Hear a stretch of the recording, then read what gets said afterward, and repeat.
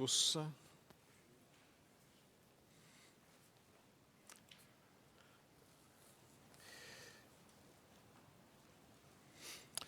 Fait que Seigneur, avant de commencer la proclamation de ta parole, Seigneur, tu nous connais tous.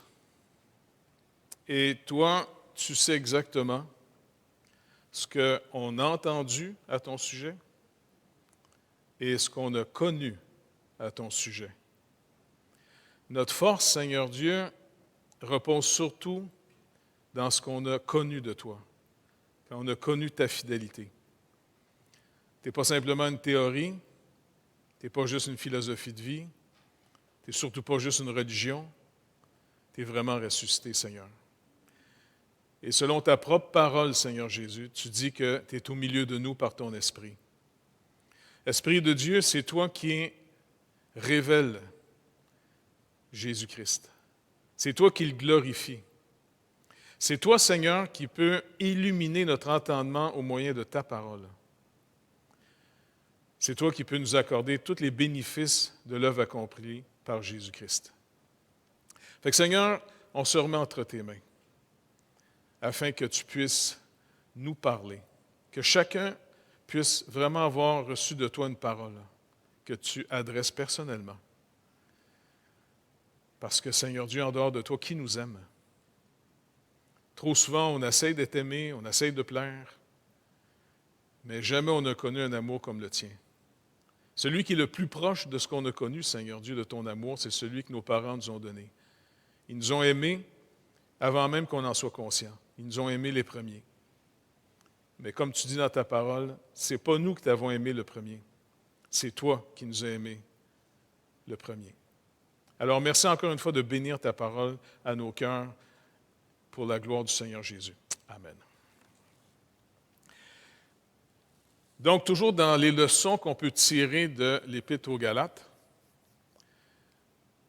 le titre que j'ai trouvé, c'est « Le personnage et la personne ». Ce n'est pas original à moi, c'est parce que j'ai trouvé un livre dans ma bibliothèque, je l'explore régulièrement, plein de trésors là-dedans.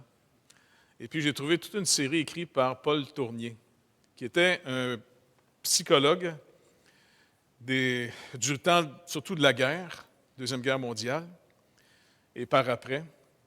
C'est un psychologue chrétien, puis en même temps, c'est quelqu'un qui essaie de vraiment comprendre pour aider les croyants à saisir la grâce de Dieu.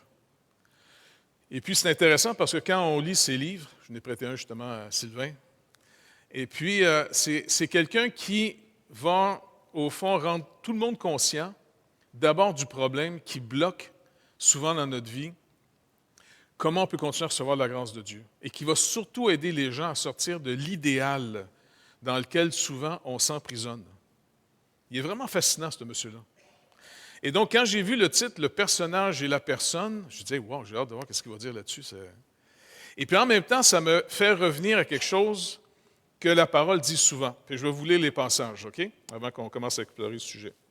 Donc, dans Colossiens 3, verset 10, Paul dit aux Colossiens, « Donc, ayant revêtu l'homme nouveau, qui se renouvelle dans la connaissance, selon l'image de celui qui l'a créé. » Revêtir l'homme nouveau.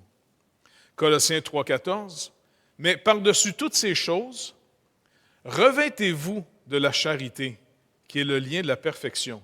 Revêtez-vous. » Romains 12, 3, « Par la grâce qui m'a été donnée. » L'apôtre Paul ici, qui parle aux Romains, il écrit aux Romains. « Par la grâce qui m'a été donnée, je dis à chacun d'entre vous de ne pas avoir de lui-même une trop haute opinion, mais de revêtir des sentiments modestes selon la mesure de foi que Dieu a départie à chacun. » Revêtir des sentiments modestes. Romains 13, 14, « Marchons honnêtement, comme en plein jour, loin des excès et de l'ivrognerie, de la luxure et de l'impudicité, des querelles et des jalousies, mais revêtez-vous du Seigneur Jésus-Christ. Et n'ayez pas soin de la chair pour en satisfaire les convoitises. Revêtez-vous du Seigneur Jésus-Christ. » Galates 3, versets 27-28. « Et vous tous, qui avez été baptisés en Christ, vous avez revêtu Christ.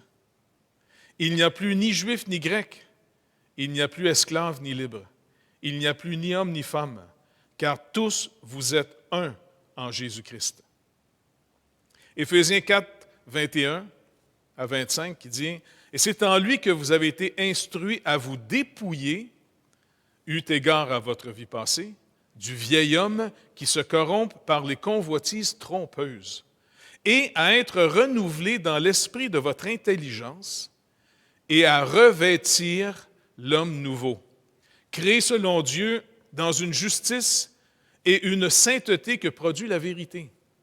C'est pourquoi renoncez aux mensonges, et que chacun de vous parle selon la vérité à son prochain, car nous sommes membres les uns des autres. » 1 Pierre 5, 5.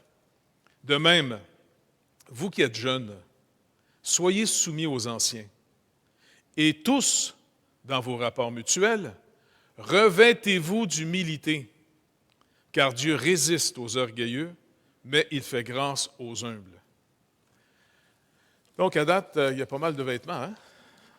Et je finis avec un dernier passage. Il y en avait d'autres, mais je dis, il faut que j'arrête à un moment donné. Apocalypse 19, 8. « Il lui a été donné de se revêtir d'un fin lin, éclatant, pur, car le fin lin, ce sont les œuvres justes des saints. » Donc, vous remarquez finalement le nombre d'habillements. Maintenant, si je serais ici ce matin tout nu, seriez-vous un petit peu troublé? Pas vrai? Mais ma vraie personne, c'est au-delà de mon linge. Mais on a tous été éduqués. Hein? Si vous avez des bons parents, eh bien, ils vous ont éduqué. Et quand tu éduques un enfant, tu l'éduques de la personne qu'il est à s'habiller pour être viable. L'enfant crie, non, habille-toi en personne qui ne crie pas. Quand quelqu'un finalement fait n'importe quoi, et donc on apprend un comportement, donc on apprend un personnage. Et souvent on peut se demander, ouais, mais c'est pas de l'hypocrisie ça? C'est du pas vrai? En réalité, finalement, la parole de Dieu nous demande de ne plus se mentir les uns aux autres.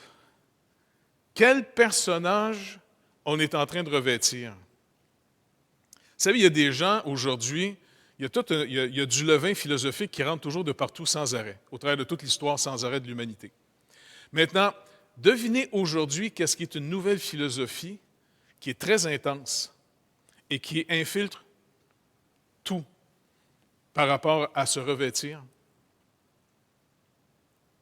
On est à l'église pour réfléchir des fois. Pensez-y, qu'est-ce qui se dit aujourd'hui ou qu'est-ce que les gens valorisent? L'authenticité. Il faut être authentique. Donc, pour les gens, être authentique, c'est je vais faire ce que je pense puis ce que j'ai le goût. Il y a des gens qui ont des tempéraments un petit peu intenses, des fois, dans la vie. Imagine-toi que tu rencontres quelqu'un puis tu as le goût d'y péter la gueule. Soit, est-ce que tu vas dire à la personne, sois authentique. Refoule pas ça en dedans de toi. Pète la gueule du monde, sors le méchant de toi-même. Bon, vous ne voulez pas être la personne qui le dit à cette personne tout nue. En d'autres mots, quand l'apôtre nous dit de ne plus se mentir les uns aux autres, mais de se dire la vérité, en d'autres mots, il faut revêtir le vrai personnage, revêtir Jésus-Christ, se revêtir de compassion, de miséricorde, de bonté. Et souvent, écoutez, ne pensez pas que vous êtes hypocrite quand vous avez le goût de frapper quelqu'un, mais que vous avez décidé de manifester de la bonté. Vous avez manifesté la vérité, mais peut-être pour vous, ce n'est pas authentique, parce que authentiquement, vous avez le goût de faire une imposition des mains fortes. Mais en réalité, vous avez contrecarré, au fond, d'être séparé de Dieu, l'authenticité de la chair. Sinon, on pourrait dire aux gens, écoute, si la voisine te trouve plus belle que ta femme, Sois authentique. Pas vrai? Il y a moins de amen là-dessus, on dirait. Je dis, on peut, au fond, bâtir ensemble seulement si on va revêtir l'homme nouveau. Mais en même temps, il faut apprendre à se dévêtir, à se dépouiller du vieil homme. La vérité pour Dieu, c'est ce que Jésus-Christ nous dit qu'il est. Et c'est pour ça, finalement, qu'on doit apprendre à, au fond, habiller le personnage qu'on doit être en Jésus-Christ. C'est ça de l'éducation. Une personne qui a une bonne éducation, qui a eu des bons parents, qui ont investi dans la vie de l'enfant, ils lui ont appris à se contenir, à se posséder, afin de pouvoir donner ce qui est bon plutôt que de laisser sortir ce qui est mauvais. Parce qu'n'oubliez pas, nos natures qu'on doit dépouiller sont des natures déchues. En tant que chrétien, faites attention de ne pas tomber dans l'idéaliste de vous-même. Au contraire, on est supposé de voir clair. On est supposé de voir plus clair que les autres. On est supposé de voir à quel point, sans Jésus-Christ, si on serait livré à nous-mêmes, on n'est pas des êtres dignes de confiance. Donc, se revêtir, c'est d'apprendre, au fond, à se comporter d'une manière digne que le Seigneur nous demande de se comporter. Et on ne le fait pas juste moralement. J'aimerais qu'on puisse comprendre tout ensemble en tant qu'Assemblée que la volonté de Dieu à notre égard, comme Paul l'écrit, c'est la sanctification, de revêtir le Seigneur dans nos vies. Maintenant, Paul Tournier donnait quelque chose d'intéressant là-dessus. Je vais vous lire ça, je l'ai copié dans son petit livre. Il résume bien l'histoire du personnage et puis de la personne. Donc, il revient à la parole de Dieu, il dit « Il y a dans la Bible un passage bien éloquent à cet égard. Après la chute, Adam et Ève, instinctivement, ont cousu des feuilles de figuier pour s'en faire des ceintures. » Genèse 3,7. Mais Dieu lui-même est bientôt venu perfectionner leur art rudimentaire en leur confectionnant des habits de peau. En d'autres mots, le Seigneur, plutôt que de dire « enlevez vos feuilles de figuier », il a au contraire donné quelque chose de mieux que des feuilles de figuier. Il a pris la peau d'un animal et il en a fait des vêtements, qui est en même temps la première image de revêtir Christ. Si aujourd'hui une personne peut déclarer être sauvée devant Dieu, c'est que vous vous êtes mis au profit de l'œuvre de Jésus-Christ. Vous avez revêtu son œuvre. Vous avez pris finalement en disant « Oui, je méritais d'être mort. Je méritais la colère de Dieu. Je l'avoue. » Par la foi. Parce qu'aucun d'entre nous, on est vraiment conscient jusqu'à quel point on était destiné à la colère de Dieu. La plupart d'entre nous, on a une très bonne opinion de nous-mêmes. C'est pour ça que Paul va écrire, comme on l'a lu, « N'ayez pas une trop haute opinion de vous-même. » Puis là, on n'est pas dans une époque facile à dire ça, parce qu'au contraire, aujourd'hui, on essaie de dire à tout le monde, « Ayez une bonne opinion de vous-même. Ayez une bonne opinion de vous-même. » En d'autres mots, faites des adorateurs de vous-même. Mais la parole de Dieu dit non, tu n'as plus besoin d'avoir une bonne opinion de toi-même. Tu peux maintenant avoir une nouvelle interprétation de ta personne par l'amour que Dieu nous a manifesté. Et Dieu ne nous a pas manifesté son amour parce que nous, on était meilleurs que les autres. Il nous a manifesté son amour parce qu'il est venu sauver ce qui était perdu.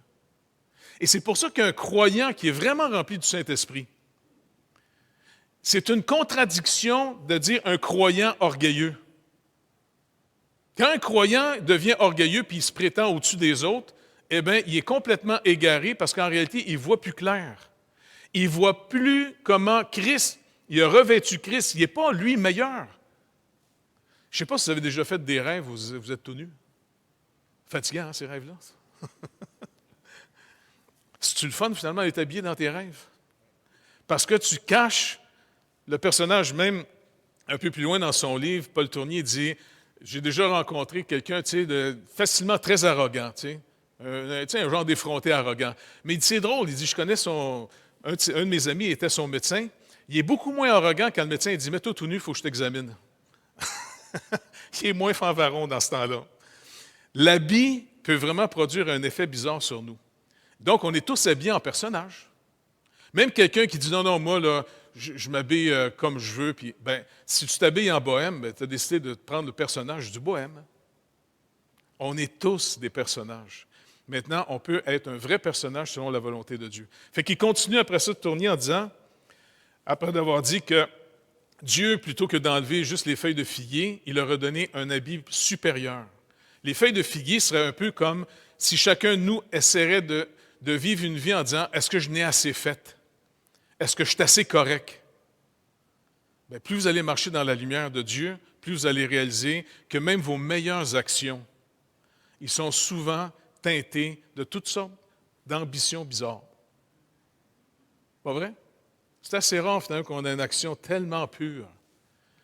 Mais, ce qui est vraiment béni, quand on fait l'œuvre de Dieu, quand on demande au Seigneur de nous révéler sa volonté, puis qu'on marche dans ses œuvres à lui, savez-vous quoi? L'obéissance, juste d'aller dans ces œuvres-là à lui, dans l'obéissance, c'est pas qu'on va être meilleur après, c'est que Dieu justifie quand il appelle. Tu sais, je vous ai souvent raconté des histoires, là, tu sais, comme on rentrait du matériel en Haïti, hein, tu te rappelles, Normand? Première fois que Normand rentre un container en Haïti. Et puis, il est bloqué. Et puis, ça faisait 2-3 semaines qu'on l'attendait, puis on commençait à s'énerver. En tout cas, moi, je m'énervais un petit peu. Et puis, tu sais, j'étais comme vraiment frustré en disant, puis Normand, il dit, hey, tu te rappelles pas, tu nous avais dit, ce qu'on amène en Haïti, reste en Haïti. Non, je le sais, mais c'est parce que je voulais que ce soit nous autres qui le donnent. Mais tu sais, en disant ça, c'est comme si le Seigneur dit, tu as entendu, mon petit épais? Quoi, tu veux jouer au petit bon Dieu, toi, ici? Puis là, je me suis senti soudainement vraiment tout croche, pas dedans pantoute, surtout quand tu dis ça devant ton frère, puis il te regarde. Je dis, c'est vrai, si je suis pourri, ça n'a pas de bon sens. Quoi, je veux jouer quoi? Au condescendant qui s'en vient nourrir et aider les gens? Et c'est bol que je suis pourri. Je suis donc tanné d'être pourri. Mais ce qui est béni de pouvoir continuer à marcher avec le Seigneur, c'est qu'il a appelé un pourri à marcher avec lui. Et là, il va dire, tu vas te dépouiller de ce que tu es en confessant que tu es pourri. OK, je suis pourri. Deuxièmement, c'est parce que je vous l'ai demandé que ça justifie l'action. Et savez-vous quoi? À peine quelques jours après, le container est arrivé. Et puis le Seigneur nous a montré en plus qu'il nous avait vraiment privilégiés au-delà de plein d'autres missions dont les containers restaient bloqués aux douanes qui finissaient sur le marché noir. Hein, tu te rappelles? Et là, depuis ce temps-là, on aide même les autres hôpitaux à rentrer du stock en Haïti. Hein? C'est pas parce qu'on est les meilleurs. C'est parce que Dieu, quand il appelle, il justifie. Donc, on peut revêtir Christ en disant, écoutez, on va faire attention les uns aux autres. Rappelons-nous qu'on est un peu tous bizarres. Ça va nous aider. Hein? On va se prendre moins au sérieux, puis on va être un petit peu plus prudents les uns envers les autres. Et là, on va se revêtir de bonté. On va se revêtir d'humilité. On va se revêtir de Christ en réalité. Et on va surtout chercher à connaître et à discerner, OK, Seigneur, à quoi tu nous appelles maintenant? Qu'est-ce qu'on peut faire que tu appelles? Parce que si on découvre ce que tu nous appelles de faire, tu justifies l'action. On est déjà pardonné en lui pour pouvoir marcher avec lui, mais on n'est pas meilleur que les autres. Le danger du chrétien, à un moment donné, c'est de prendre tout ce que Dieu a fait avec nous autres et de se le mettre à notre compte en pensant « Hey, on est-tu tripant? » On n'est pas tripant. Ah, en Haïti, des fois, quand on est fatigué, on devient bizarre. Hein? Je veux dire, c'est régulier. Juste un peu de chaleur et un peu de faim mêlés ensemble, le vieil homme, il n'est pas le bois. Mais ce qui est béni, c'est que le Seigneur nous a invités à son œuvre. C'est pour ça qu'on doit apprendre à ne pas dire « mon œuvre », « mon projet »,« mon Église »,« mon monde ». Le Seigneur va dire « depuis quand tu as racheté ce monde-là, toi, là? » C'est son œuvre, c'est son Église, c'est son peuple à lui. Et même l'apôtre Paul nous rappelle en disant « rappelez-vous, en passant, vous ne vous appartenez même pas à vous-même. Vous avez été racheté à un grand prix. Donc, si j'ai été racheté, je ne m'appartiens pas. Et on lui appartient. Et là, après ça, il veut nous apprendre à vivre par la foi dans sa justice, car quand il appelle, il justifie. Ce n'est pas pour rien qu'un croyant qui croit les Écritures peut déclarer au monde entier « Moi, quand je vais mourir, je m'en vais au ciel, je m'en vais au paradis. » Mais quelqu'un qui ne comprend pas les Écritures, il va dire, coudonc, tu te prends pour qui, toi, là? Spécialement si vous parlez à des gens qui ont été éduqués dans un évangile mal enseigné, de dire c'est un par la foi et deux par le mérite des œuvres. Vous savez, dans certaines religions chrétiennes, si vous dites à quelqu'un, savez-vous, moi je suis un saint, il risque de vous regarder en disant, il y a des pilules pour ça, tu sais. Tu vas dire, non, non, je suis vraiment un saint, moi, là. Ah oui, tu as été canonisé? Bon, ils ne m'ont pas mis dans un canon encore, là, mais dans le sens que le Seigneur Jésus-Christ a payé ma dette. Quand Paul écrit aux Corinthiens, qui traitent d'immatures, il les appelle frères saints. Moi, la première fois que j'ai lu ça, j'étais chez M. Orange, je me rappelle, puis je lis ça, hey, ils sont déjà des saints, eux autres. Vraiment, ça a été comme une révélation. Pourtant, il est traite d'immature, de bébé en Christ, et puis en passant, il y a même un gars qui couche avec sa belle-mère dans l'église, et puis, tu sais, c'est une église là, que ça ne te tentait pas, tu n'envoies pas tes contacts là, cette église-là. Tu vois? Ils sont tous fous, ils sont tous bizarres. Mais c'est des frères saints. Donc, tu réalises que ce n'est pas du tout le concept de ce qu'on appelle, nous, la sainteté. La sainteté, selon les Écritures, c'est que tu as été racheté, tu as été arraché du présent siècle mauvais, tu appartiens à Dieu. Et en plus, il veut que cette sainteté pénètre en nous pour renouveler notre intelligence afin qu'on ne soit plus animé de l'esprit de ce monde. Donc, c'est pour ça qu'il dit « revêtez des sentiments d'humilité ». En d'autres mots, quand tu es devant une situation et puis tu as le choix de soit te glorifier ou de rendre toute la gloire à Dieu et puis à prendre la dernière place, c'est pas compliqué. Selon les Écritures, prends volontairement la dernière place. Il dit « revêtez-vous d'humilité ». Dans le monde, on dit « non, non, prends ta place ». Dans le Seigneur, tu n'as pas besoin de prendre ta place parce que c'est le Seigneur qui donne les places. Et on l'a souvent expérimenté. Prenez volontairement la dernière place et prenez la place d'être simplement un serviteur. Et faites-le en regardant au Seigneur quand vous le faites. Faites-le pas en essayant d'être plus moral que les autres. Oubliez d'essayer d'être plus moral que les autres. Faites-le simplement par obéissance, mais faites-le devant le Seigneur. Faites-le devant le Seigneur en disant « j'accepte ton rendez-vous, c'est sûr que ça ne me tenterait pas de faire ce que tu me demandes en ce moment, Seigneur. Ça ne me tenterait pas pantoute. Tu sais, ça me tenterait au contraire de m'engueuler avec cette personne-là.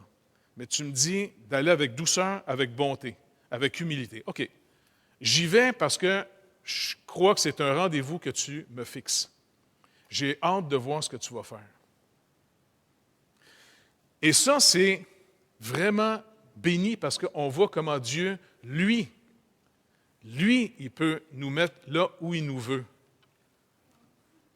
Donc, Tournier continue en disant ici, il dit, il savait donc que désormais, dans cette condition humaine qui est la nôtre, et jusqu'à ce que soit accomplie la rédemption du monde, nous ne pourrions plus être des personnes toutes nues.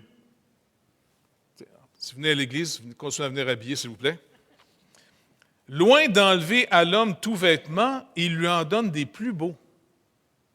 En d'autres mots, il ne nous remet pas dans le jardin tout nu.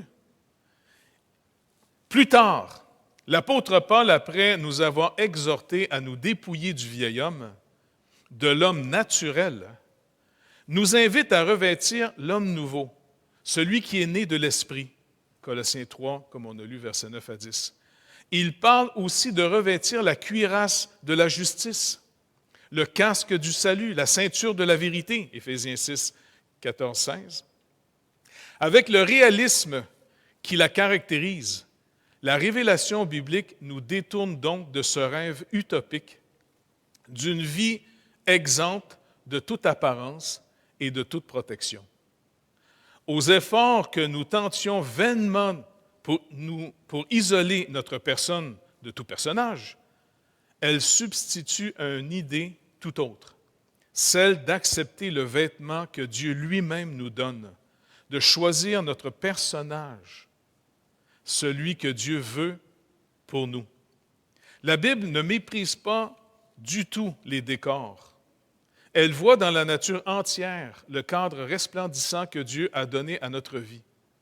Elle chante la beauté de la femme et de l'homme, les splendeurs du temple de Salomon, la poésie des paysages, l'éclat des fleurs. Elle parle de vêtements somptueux, d'ornements d'or et d'argent, de musique, de danse, de rites et d'habitudes de piété. Elle nous demande de bien faire tout ce que nous faisons, c'est-à-dire de soigner la forme, car Dieu n'est pas un Dieu de désordre. 1 Corinthiens 14, 33. Celui qui préside le fasse avec zèle. Romains 12, 8.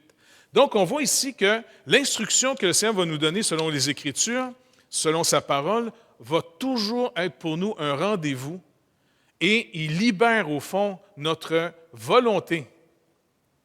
Attendez pas de sentir que c'est vrai. Tu sais, si quelqu'un vous fait quelque chose de pas correct, c'est quoi le sentiment que vous avez en dedans de vous? Le premier qui vient, c'est de dire « Hey, tu veux me faire du mal? Watch bien ce que je vais te faire. Je vais te faire 2 fois plus mal. » C'est une réaction tout à fait naturelle de l'homme déchu, la vengeance. Mais le Seigneur, qu'est-ce qu'il nous dit? « Bien-aimés, ne vous vengez pas vous-même. C'est à moi qu'appartient la colère. » Le Seigneur nous demande, par la foi, de lui faire confiance et de revêtir Christ sans arrêt dans notre comportement de vie. Et c'est comme ça qu'on va connaître le Seigneur. C'est comme ça qu'il va nous amener lui-même partout ce qu'il nous veut. Je vais vous raconter une histoire que je vous ai souvent contée. Un jour, on devait aller assister une équipe de Greater Grace. À l'époque, on travaillait avec eux autres.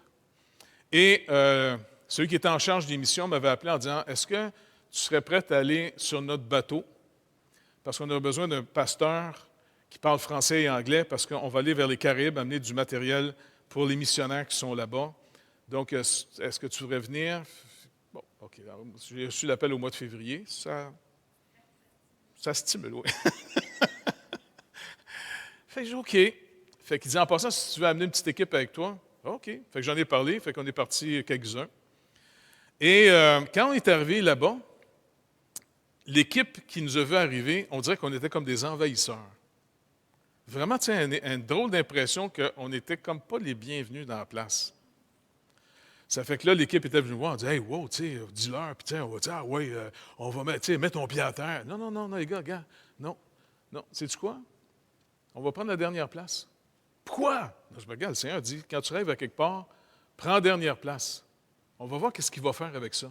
Moi, je veux voir ce que le Seigneur va faire dans la place. Ça ne me tente pas, moi, de faire des jeux de bras ici puis d'écœurer tout le monde. Regarde, on va prendre la dernière place. Ils veulent qu'on travaille finalement à tout charger le bateau. On était juste nous autres, juste un de l'équipe travaillait avec nous autres pour charger le bateau. Tous les Canadiens, nous autres, on travaillait à charger le bateau. Puis en passant, un bateau en métal qui se chauffe au soleil, quand tu es dedans, il fait chaud en citron. Mais c'est bien, on n'avait pas besoin de payer pour un sauna, c'était fourni. Tu comprends? Et puis, finalement, on a travaillé là-dessus. Après ça, c'est là que le fameux millionnaire avait passé dans le bout, puis il nous avait acheté beaucoup de nourriture quand il a su qu'on partait en Haïti. Et il a été même dire, il est laid, votre bateau. Il est gris et noir. Il a été acheté de la peinture de bateau blanche. On a tout repeint le bateau, ce qui nous rappelait, juste quelques années auparavant, que le Seigneur nous avait donné une parole en disant qu'il était pour nous amener un jour en Haïti, et justement sur un bateau blanc. Et là, tu peins le bateau. Puis je me rappelle, je reparlais à l'équipe, « Hey, vous rappelez-vous? » Là, tout le monde capotait. On était tous contents, même si on n'est pas encore aimé dans le bateau, tu comprends? Et puis moi, en tant qu'aumônier, en tant que pasteur, je devais faire partie des officiers. Puis normalement, les officiers n'ont pas une tâche spécifique à faire sur le bateau. Et devinez qu'est-ce qu'ils m'ont donné comme tâche? Laver les toilettes et les douches. Et dans un bateau, quand les gens sont malades, c'est la place la plus intéressante à travailler. Tu vois tout ce qu'ils ont mangé régulièrement. Puis quand ils m'ont donné ça, je me suis dit, puis là, l'équipe me regarde en voulant dire, laisse-toi pas niaiser. Non, bon, on va le faire, ça ne me dérange pas, on va aller voir. Moi, je veux voir ce que Dieu va faire. Je veux voir ça. Dans ma vie chrétienne, là, je ne veux pas assez dire à Dieu comment je suis bon. Il sait que je suis pourri. Tu comprends? Ça fait qu'on va arrêter de l'exposer, ça, en disant, j'ai hâte de voir ce que tu peux faire avec un pourri. Et puis, finalement, je dis, OK, je me suis ramassé. Pogner les affaires. C'est moi qui ai nettoyé les toilettes puis les douches. Puis, pas plus grave que ça. Tu sais. Et savez-vous quoi? 2 semaines plus tard, ça a produit une repentance authentique dans toute l'équipe qui nous recevait à bord du bateau, où les gens nous ont demandé pardon en pleurant. Et là, on a vécu une vie sur le navire pendant 1 mois ou 2 de temps, là, absolument incroyable. Et c'est rare, mais c'est la première fois que quand j'ai quitté cette équipe après 1 mois et demi, 2 mois, on était en Haïti, je me rappelle, on repartait dans le Jeep, on s'en allait à l'aéroport. Ça, je déteste ça. Mais ça, j'ai craqué, j'ai pleuré. J'ai pleuré. Mais il y a de la poussière, ça fait de poussière. Ça. J'étais brisé parce que je laissais vraiment des vrais amis. Le Seigneur nous avait tellement bénis ensemble. Ça a été un temps extraordinaire. Mais si j'avais simplement répondu naturellement en disant hey, « je ne me laisserai pas niaiser », je n'aurais pas connu le Seigneur dans l'expérience pratique. Et toute l'équipe ensemble, on n'aurait pas été réunis autour du Seigneur. Et ça a été un des voyages les plus incroyables. Et quand on témoignait après ça dans les villages où on était surtout à l'île Lagonave, les gens du village venaient nous voir régulièrement et juste l'atmosphère qu'on dégageait toute l'équipe ensemble, c'était déjà le message. Donc, le Seigneur veut qu'on apprenne à se revêtir. Ayez pas peur de devenir un personnage. Ayez pas peur non plus, ce n'est pas de l'hypocrisie. Quand Jésus traite les pharisiens d'hypocrites, d'acteurs, c'est qu'en réalité, ces gens-là jouaient leur rôle pas devant Dieu par la foi, en humilité. Ils jouaient un rôle de prétendant pour impressionner les autres et les intimider. Les pharisiens intimidaient le peuple par leur supposée sainteté, mais ils n'ont pas impressionné le Seigneur pour Saint-Saëns. Ils savaient très bien en disant, vous êtes comme des tombeaux blanchis, vous êtes plein de pourriture en dedans. Et là, le Seigneur n'était pas impressionné par ça parce que c'était de la fausse humilité. Rappelez-vous, Paul écrivait aux Colossiens en disant, faites attention à ceux qui viennent avec une fausse humilité, qui viennent avec le mépris du corps, les grands jeûnes, et qui mettent devant vous tout ce qu'ils font pour vous impressionner. Il dit ça, là, ça satisfait juste la chair. Un vrai jeûne, tu n'as pas besoin de l'exposer à personne. Fais-le en secret. Tu le fais pour t'humilier devant Dieu en disant « J'ai besoin d'une réponse, Seigneur. J'ai tellement besoin de toi. Ça ne me donne rien d'aller demander aux autres de m'aider. Ils ne peuvent rien faire. C'est toi que j'ai besoin. Faites-le dans le secret. » Car Jésus a dit « Ton Père voit dans le secret. » L'humilité, c'est la clé. Parce qu'on est prêt à se devêtir de ce que l'homme naturel se donne pour toujours avoir du gain contre son frère. On parle toujours de ce qui nous distancie des autres pour essayer d'impressionner. Le Seigneur ne veut pas qu'on prenne ce chemin-là.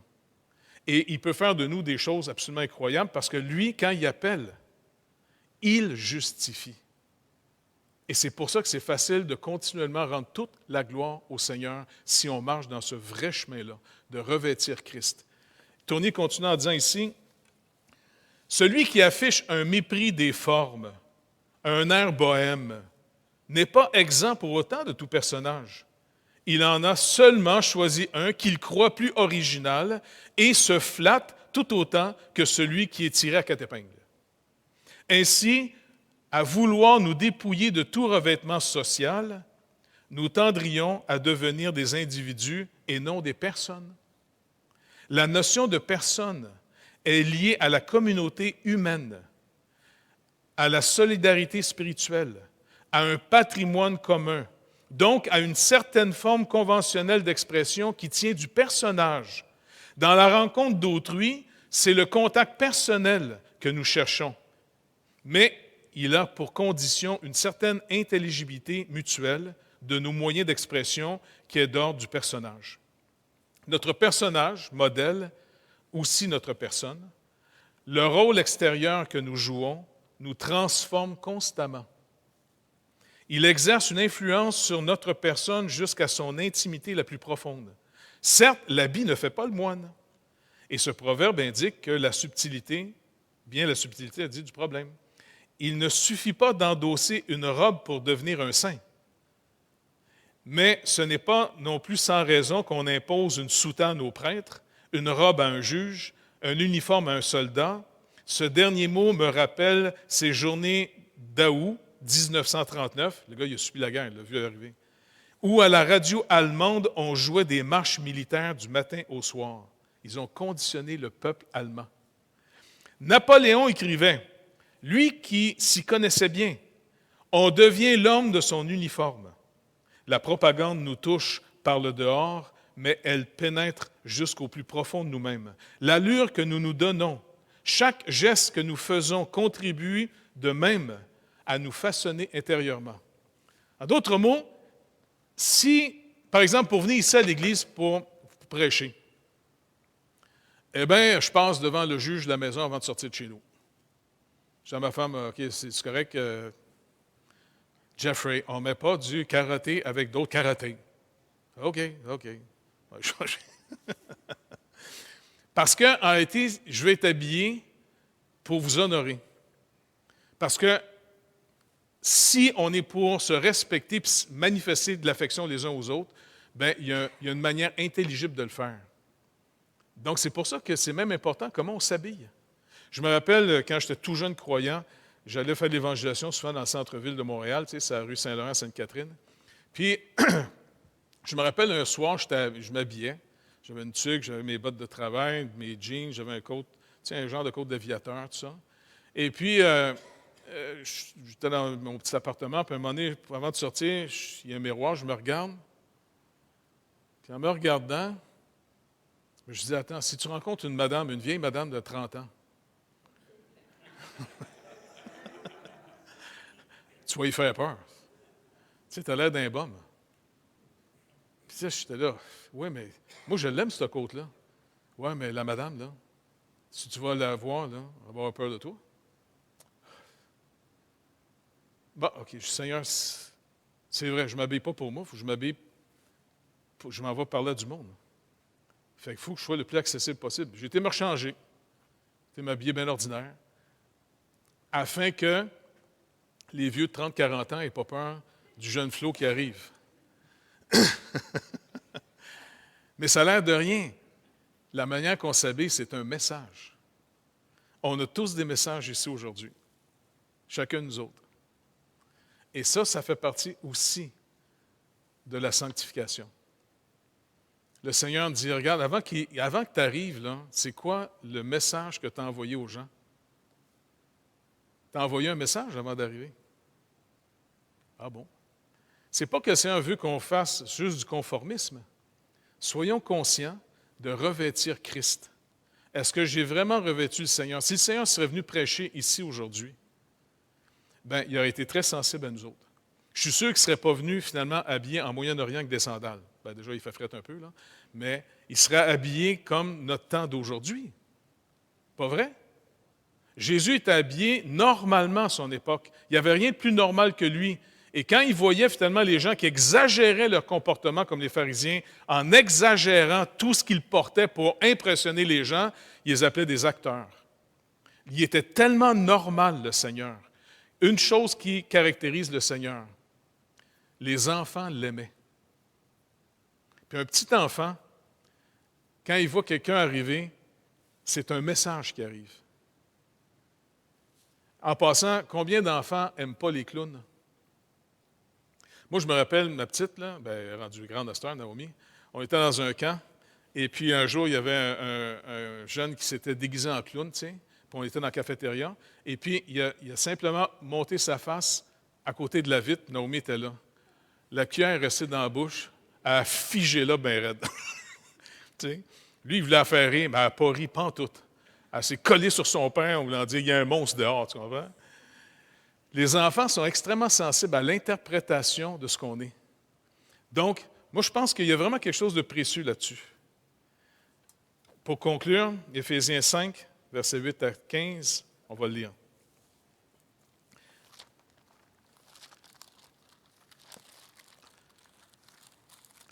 Éphésiens chapitre 5, 8 à 15. « Autrefois, vous étiez ténèbres, et maintenant, vous êtes lumière dans le Seigneur. Marchez comme des enfants de lumière, car le fruit de la lumière consiste en toutes sortes de bonté, de justice, de vérité. Examinez ce qui est agréable au Seigneur, même notre manière de s'habiller. Et ne prenez point part aux œuvres infructueuses des ténèbres, mais plutôt condamnez-les. Car il est honteux de dire ce qu'ils font en secret, mais tout ce qui est condamné est manifesté par la lumière, car tout ce qui est manifesté est lumière. C'est pour cela qu'il est dit, « Réveille-toi, toi qui dors, réveille-toi d'entre les morts, et Christ t'éclairera. » Prenez donc garde à vous-même, prenez donc garde de vous conduire avec circonspection, non comme des insensés, mais comme des sages. En d'autres mots, verset 16, « Rachetez le temps, car les jours sont mauvais. Ne soyez pas inconsidérés, mais comprenez quelle est la volonté du Seigneur. Comprenons ce qui est la volonté du Seigneur. Donc, je nous encouragerais à ne pas avoir peur de faire ce qui va même à l'encontre de ce qu'on dit être authentique. OK, supposons que tu as authentiquement, finalement, une convoitise, fais ce que le Seigneur dit, même si tu as l'impression que tu vas contre toi. Mais pour marcher avec le Seigneur, qu'est-ce qu'il nous dit? Il faut apprendre à se renier pour adopter maintenant ce qui est vrai. Le Seigneur dit, tu vas te comporter comme je me comporte parce que ça, c'est vrai. Mais tu as hérité en Adam une nature déchue, une nature tordue, une nature qui n'est plus du tout à mon image. Au contraire, tu es devenu comme l'image du prince de ce monde. Tu étais ténèbres avant. Tu manifestais la haine, la convoitise, de posséder, d'être violent envers les autres, méprisant, condescendant. Ce n'est pas du tout mon image. Maintenant, habille-toi de moi. Et si tu le fais, je te justifie. Essaie pas de voir à quel point tu le sens. C'est vrai, fais-le parce que je te le dis, parce que c'est vrai. Et c'est comme ça qu'on apprend à marcher avec le Seigneur en se reniant, et on va voir de plus en plus comment le Seigneur va honorer ceux qui l'honorent. Mais méprisable est celui qui méprise le Seigneur. Si vous vous honorez au détriment de ce que le Seigneur dit, vous méprisez le Seigneur. Le Seigneur dit clairement, je vais toujours honorer ceux qui m'honorent. Et c'est ce qu'on veut faire, pas vrai? On veut honorer le Seigneur. Alors c'est simple, on va faire ce qu'il dit. Et arrêtez de chercher si c'est authentique en dedans de vous. Je n'ai pas besoin d'être authentique avec le mal que je voulais faire. Je suis content d'être capable de voir que j'aurais été assez pourri que j'aurais pu tromper ma femme. Pas vrai? Même si elle est belle, elle est fine, puis je l'aime, la convoitise, j'aurais pu 150 fois aller coucher avec une autre femme. Je sais que ça vous déprime un peu d'entendre affaire de même. Mais c'est là. Mais ma crainte de Dieu, et puis surtout de ne pas vouloir perdre l'héritage que le Seigneur est en train de nous donner, et si je veux marcher avec lui, je vis devant lui. Fait que quand il y a une autre madame qui arrive, savez-vous ce qui est plaisant avec les adultères? Savez-vous pourquoi les gens font des adultères? C'est parce qu'une personne étrangère t'offre toujours du mystère. Elle t'offre un nouveau rêve, qui est faux en passant, là, tu sais. Mais elle va t'offrir ce que la personne, pour vrai, t'offre plus. La vraie personne, sais-tu qu'est-ce qu'elle t'offre? La vérité puis la réalité. Mais c'est pour ça que les prostituées se déguisent pour pogner les épais. Penses-tu qu'elle est contente de coucher avec toi, bozo? Tu l'écœures à vomir, mais c'est pas grave, elle fait du cash avec toi, l'épais. Le Seigneur nous dit, sors de ce rôle-là. Si la prostituée se déguise elle-même pour pogner finalement l'épais, elle se déguise en disant, voici ce qui cherche l'épais. Eh bien, finalement, le Seigneur dit, toi, comporte-toi comme moi, habille-toi de moi, mets le comportement que tu dois porter. Je veux que tu reviennes vers moi, car je t'ai créé à mon image et à ma ressemblance. Dégage-toi, toi qui étais auparavant ténèbres. Maintenant, tu es lumière. Habille-toi en lumière, cherche ce qu'il me plaît. Et puis, c'est comme ça, finalement, qu'on commence, même de manière externe, à travailler notre sanctification. Ne vous sous-estimez pas. Craignez-vous. Il y a tout en dedans de nous autres pour trahir. Aucun d'entre nous autres est fiable. À moins de le croire et de dire, tu as raison, Seigneur. J'avoue, je viens à ta croix, tu as entièrement raison, je suis indigne de toute confiance. Maintenant, je vais m'attacher à toi. Tu me donnes, par contre, selon ta parole et selon l'esprit que tu nous as accordé, tu me donnes de pouvoir faire ta volonté. Je peux le faire volontairement sans que mon être dise, « Hey, c'est-tu le fun? » Ça va être le fun après. Ça va être béni après que le Seigneur nous montre en disant, « Regarde, je vais t'honorer parce que tu m'as honoré. » Et c'est pour ça, finalement, que le Seigneur nous dit maintenant, « Vous êtes plus ténèbres. » Et dans l'Église, entrez pas les ténèbres. Si quelqu'un décide d'être ténèbres, venez pas perdre votre temps à l'Église. Vous êtes en train de vous raconter des histoires. Vous êtes en train de prendre comme deux clous, puis vous pétez les yeux en disant, « Je m'en viens voir clair. » Bing! Ben oui. Racontez-vous jamais d'histoire. Parce qu'une vie, c'est vite fini.